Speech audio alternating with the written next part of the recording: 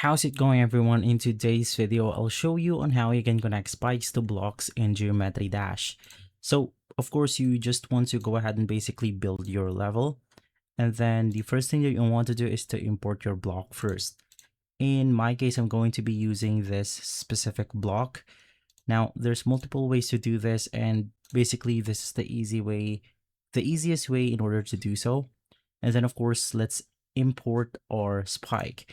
In my case, I'm going to be using this specific design. So I'm just going to be layering it on the top of each other. Right after, you can head over to the edit object. And here you could just make sure that it's selected to black. Let's select the use right here. And then basically we have the color 1 and color 2. Just make sure that this one is on the color black itself. And same thing with the second color, because most of the time it will then have the border right here. So just to eliminate that, you just want to turn it into black. And then we could just highlight these objects, copy and paste, and then basically here we have it. And so guys, if this video has been helpful, leave a like, subscribe, and follow us for more videos like this.